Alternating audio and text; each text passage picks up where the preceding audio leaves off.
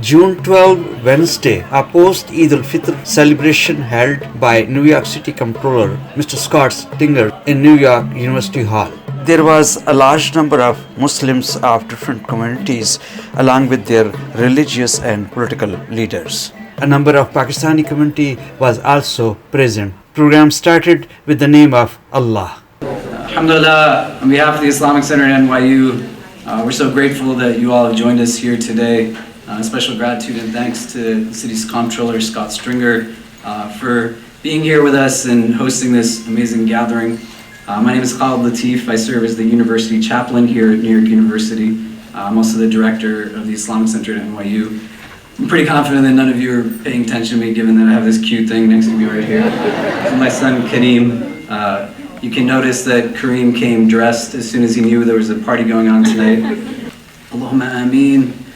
اللهم لك الحمد كما ينبغي لوجهك وعظيم سلطانك لك الحمد حمدا طاهرا طيبا مباركا فيه إلى يوم الدين اللهم صل على سيدنا محمد في الأولين وفي الآخرين اللهم اجعلنا من المخلصين اللهم اجعلنا من المخلصين اللهم اجعلنا من المخلصين. Almighty God, giver of life and guider of hearts, bless this gathering and all those who are in it. We have assembled here today alongside our city comptroller, Scott Stringer, his staff, friends, leaders, and so many more in a moment of commemoration and celebration of the day of Eid al-Fitr. Increase each of us in all that is good and make us a continued source of benefit for your creation. Make us as New Yorkers those who value people over profit. Make our pursuits rooted in love, motivated by an unconditional compassion, and manifest in acts of mercy intended to achieve nothing other than a common good. Let us never be those who hope a gain of some part of this world or perhaps a fear of losing some aspect of it causes us to deny the rights of others. Help us to never fear the path of truth for the lack of people walking on it, and bless us with leaders to follow who walk firmly upon it. Let our unity be not tied to uniformity of the external, our race, our ethnicity, or our class, but instead make us sisters and brothers of all backgrounds and our unity based off of a uniformity of our values and hearts. Remove from our hearts any negative thoughts of others and help us to never partake in acts of injustice against our sisters and brothers of any background. Let our anger be only at injustice, oppression, and exploitation of people so that we will work for justice, equality, and peace. Let our tears shed only for those who suffer from pain, rejection, starvation, and conflict, so that we will reach out our hands to comfort them and change their pain into joy. And let our successes be many as we make a difference in this world by doing the things which others say cannot be done. Watch over this city, Ya Allah, and through us bring strength to your creation. Help us to be the reason people have hope in this world, and never the reason that people might dread it. Protect us always from hearts that are not humble, tongues that are not wise, and eyes that have forgotten how to cry. Forgive us for our shortcomings and guide and bless us all. ربنا تقبل منا إنك أنت السميع العليم وتب علينا يا مولانا إنك أنت التواب الرحيم وصلى الله تعالى على خير خلقه محمد وآله وصحبه أجمعين برحمتك يا أرحم الراحمين. With that, I'd like to introduce to you all a dear sister, someone who I've had the blessing of working with and building with, our sister Sultana Ocasio. She's the director of the Community Kitchen and Pantry for the Food Bank for New York City. So you can join me in welcoming her to the podium. Feliz Eid. I'm Puerto Rican. Woo! I'm Muslim. And I'm from Brooklyn, which all Brooklynites must say every time they introduce themselves. My grandparents came from Puerto Rico in the 40s and 50s. My parents were born and raised in New York City. They converted to Islam in the 70s, and along with a wave of other Latinos and Black Americans. They were the woke of their generation. And in addition to the message of Tawheed, which is the primary message that brought them to Islam, Tawheed is oneness of Allah, oneness of God, it was the message of social justice that attracted them to Islam. that is a uniquely American Muslim perspective. And it comes from those who preceded us, who came before us, and who were here being Muslim a very long time ago. And the impression that many people get is that the people that access these services are homeless. But that is not the case. Many people who come to the community kitchen and pantry are working, young and old. They're New Yorkers. They're not very different from those who are not suffering from food insecurity. Hi, Stringer.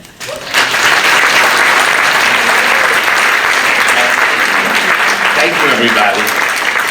Thank you. I want to just welcome everybody. This is standing room only. We have sold out tonight, and that is a tribute to all of you who are here. So let me first start out by saying to all of you, Assalamu alaikum, Eid Mubarak. I am so honored that you would come here tonight and have this wonderful tradition. And first and foremost, I want to thank Imad Latif, who is a great friend and somebody who speaks very powerfully about what's possible for New York City, what's possible for the Muslim community, but really what's possible to all New Yorkers. And I just want to also thank his son, Kareem, who is definitely the head of the party, right? So let's give them a great round of applause. And it's also a pleasure to thank Sultana for that beautiful introduction and our interaction in the Borough President's office, and the work you do every day I know is a work of your faith, but I also know it's a work that you feel passionate about, and the community is so lucky to have you. Please give her a big round of applause. I also have to start out up front and say the person who has informed me, taught me, and advised me on so many issues related to the community, but all communities of faith, and somebody who I think everyone knows is so committed to social justice and what a progressive city could be. Please, let's recognize Alia Latif, who has done an amazing job.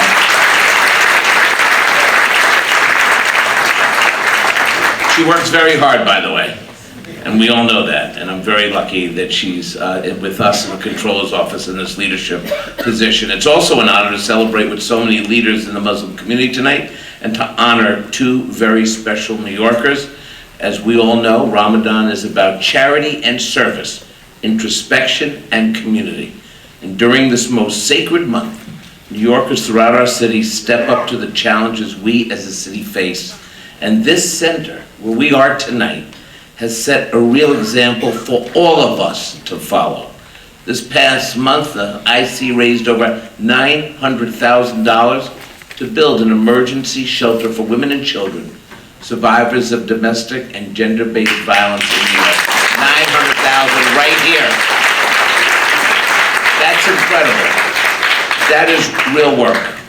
And we especially wanted to have this event at NYU this year to celebrate another historic achievement by the students, advocates, and school administrators. The opening of the first fully halal certified university dining hall in the United States of America. The very first at NYU. I congratulate NYU for starting something that others must follow. And let me tell you this, working with many stakeholders in this room, we must work every day until we bring halal and kosher food to our kids in schools, which would make a very big difference. For the 1 in 4 children in New York City who are food insecure, 430,000 of those children are either Muslim or Jewish. So imagine if you don't access halal food because there's none available, but it's your religion.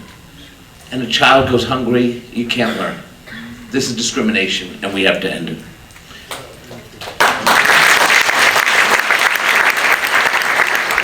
And when you think about children and you see Kareem and all the some of the kids who are here today, we have to work to give the community, our children, the best education possible. There is nothing more important in my life or my work than building the brightest future for the next generation. It moves me every day. It is now what I believe is why I am in government. It's not only for us, but it's for that next generation. You know, I'm blessed. I have 2 children. I know some of you are thinking, what college do they go to? So, you know, I have a 7-year-old, 6-year-old. You say, amen, I know, it's okay, don't push it. These are my children, not my grandchildren. And when you think about, it's okay, I know what you're thinking. But when you think about the kids, right? That's why we do this, so they can eat healthy and have better education, that they can go on to college and then they can raise their children and build community. And that is why we celebrate and we worship here, because it's so important. And one other thing I want to just mention to all of you is Comptroller. I look at the numbers in the city, and you mentioned it, and I just want to follow what you were saying. We have an affordable crisis in the city. Since 2005, we've lost 400,000 apartments that used to rent for $1,000 or less. Right now, we have 580,000 people that are one step away from homelessness. So we have to change this. The reason we're a city of immigrants is because people come here from all over the world to be part of the New York experience. But this is going to stop if the entrance fee is a $2 million condo, if the rents get out of control in the neighborhoods that so many people built, very much the Muslim community, the investment that's being made only for years from now, speculators to come into the community and say, you don't belong in the community you build. This is not what this should be about. We need bigger and better affordable housing. We need to have child care for all so that people can work in the city and raise children. And we need to think about an integrated education system that is the cornerstone of how we will learn and be in the city. One of the reasons I love New York so much is because I get to travel to all 5 boroughs. I've been in mosques, in churches, synagogues, and the one common thread we have is that we're New Yorkers, and we believe that all of us together are stronger than anything that may come our way. So when Donald Trump attacks us and takes on immigration and separates mothers from children, fathers from families, we come together in this city. I have never been more proud of all of us here tonight who have had each other's backs over the years, and I just wanted to say we should give ourselves a round of applause.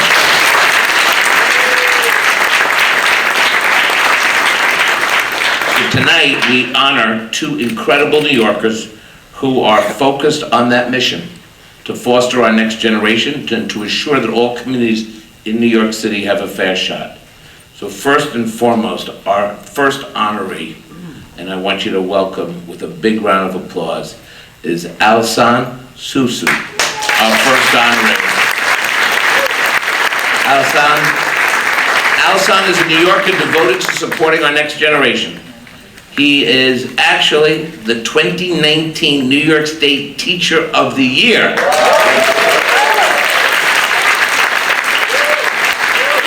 No wonder why. As someone committed to transforming the lives of young people, Al-Hassan has commutes some 4 hours each day to teach New York City students in the South Bronx.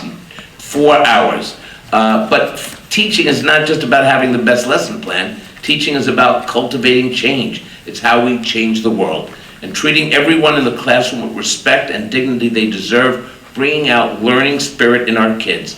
He's preparing them to overcome obstacles they face later in life. And he knows something about that too. Immigrating to the United States as a teenager and battling a rare eye disease. He leads with compassion and is a true role model for all New Yorkers. The power of teachers is something I see firsthand. I know that when we turn our kids over to the teachers, it's up to them. And when you have the Teacher of the Year who dedicates his life to helping our children, is a real honor for me to present this proclamation. So I'd like you to come up, sir.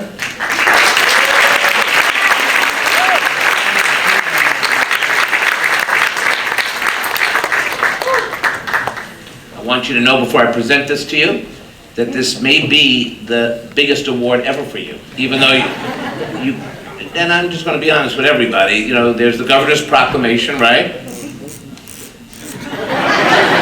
There's the mayor proclamation. I may have a different view of that, but and then there's the money proclamation, right? So the advantage doesn't come with any money, but it's an honor to present this to you on behalf of 8.5 million New Yorkers. Please, big round of applause.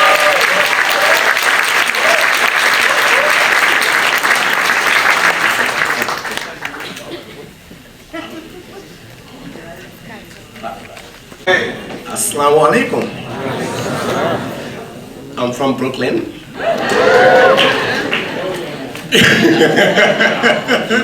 No, I'm not, but I thought that would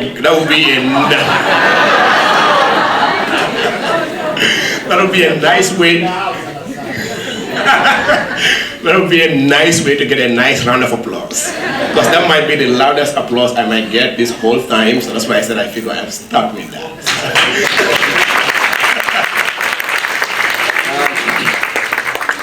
Thank you, Mr. Stringer, for having us. Thank you, Imam Latif, and thank you so much, the Comptroller's Office, for having me here today.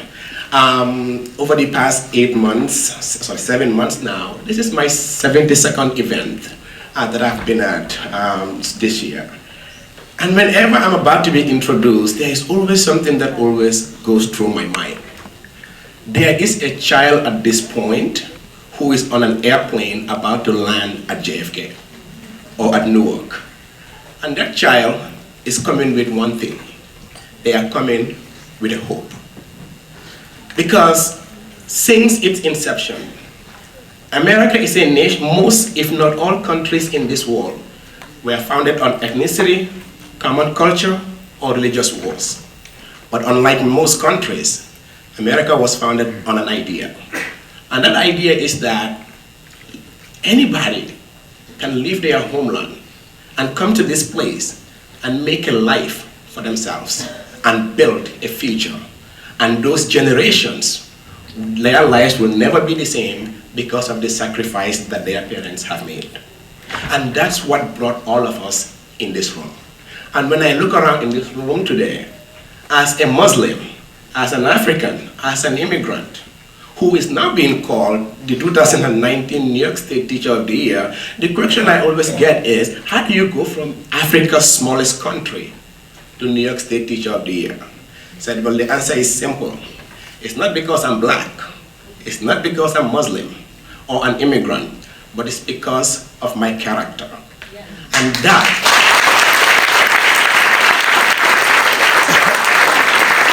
that's what this nation is founded on. It wasn't founded on family background. It wasn't founded on religion. It was founded on the idea of liberty. And I was fortunate to meet our president last month at the White House, inside the Oval Office. While we took a picture with him, we were about to leave. I said, I cannot leave without saying something. Because I remember, I will never forget it, January 10th, when I heard the news about the S-hole, people from those S-hole countries. I cried that day on the train. I was on the train heading to work that day, listening to NPR, and the news came up, and I was like, what? And I cried because I think about my students. Those are the people he was talking about. He was talking about me. But then inside the Oval Office, I looked him in the eye and said, I was born in the Gambia, but I represent the great state of New York.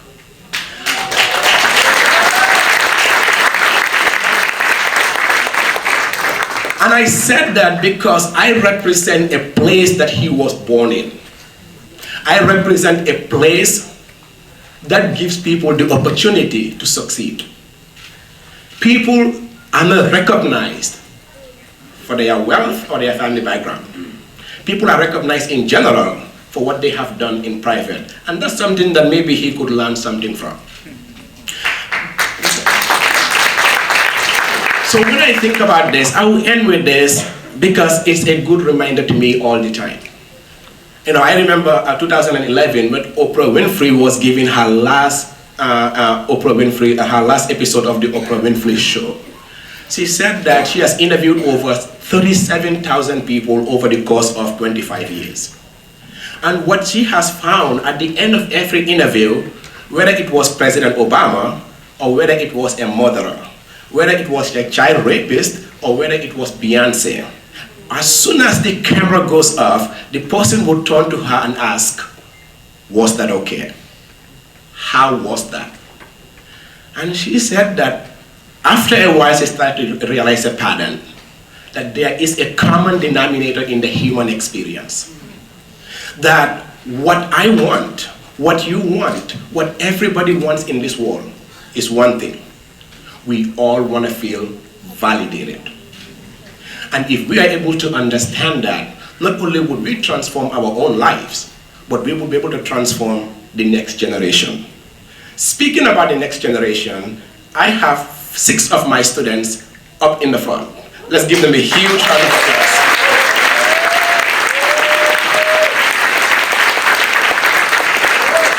These are kids who would graduate in about 2 weeks. Some of them becoming teachers, doctors, lawyers, business people, all immigrants, all in New York. I started the same way they are. 20 years from now, not only will they be New York State Teacher of the Year, but they would be contributing in meaningful ways to make a difference in their community. And that's what this country is about. So please, next time somebody tells you, go back to your country, I always tell them where. Because the first person who died in the American Revolution was a black person. So when somebody says, go back to your country, I said, my ancestor built this. Because when there was no country, my ancestor was the one who fought and died for it. Therefore, I belong here the same way that you do. Thank you so much.